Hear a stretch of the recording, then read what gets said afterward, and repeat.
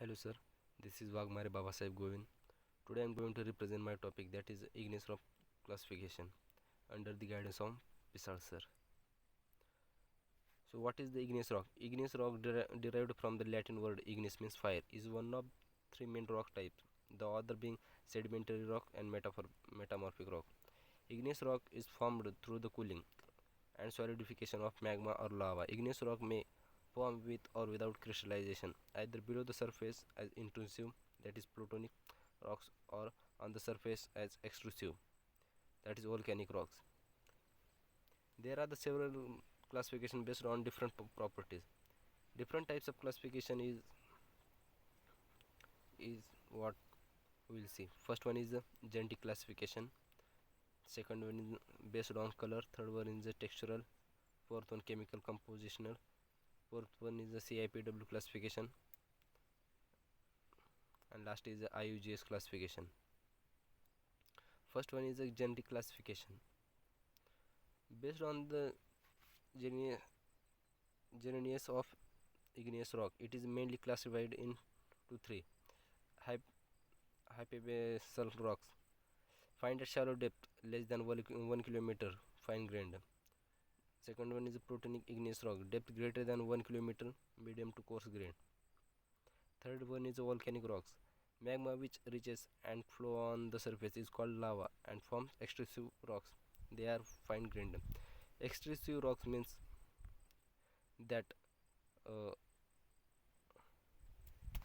that is outer of the earth. Classification based on color index. Here is classified based on the volume percentage, colored mineral or mafic mineral.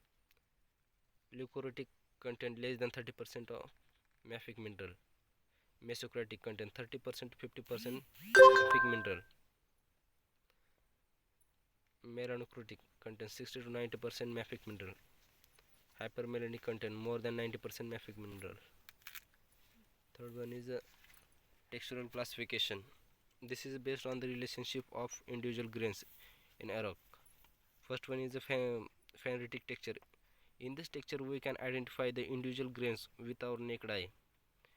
It's showing in intrusive rock body by slow cooling. Intrusive rock means into the earth. As phenolitic texture, individual grains can't identify with naked eye. It's very fine grain texture seen in fast cooling extrusive rock. For ferritic texture, large crystal phenocrysts are embedded in smaller ground mass. Poikilotic texture, smaller grains, that is chadacrist, are accommodated in large grain, that is oikrost. That is the classification of based on alumina. Polyluminous rocks, that is total content, that is sodium oxide plus carbon dioxide plus potassium oxide is less than alumina. Meta-aluminous rock, the content of sodium oxide plus potassium oxide less than aluminum oxide, but the total content of sodium oxide plus potassium oxide plus carbon dioxide is greater than aluminum oxide. Subluminous minus aluminum oxide is equal to potassium oxide plus sodium oxide.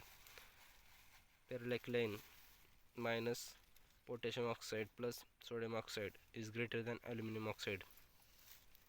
Peralkalic minus aluminum oxide is less than sodium oxide plus potassium oxide. That is cross-index Pearson and Washington classification. That is two types. First one is the normative is norm, model minerals is mode.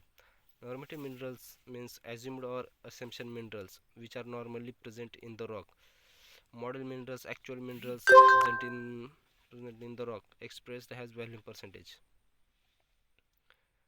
And finally, we will conclude that based on the gen genesis of igneous rock, it mainly classified into three.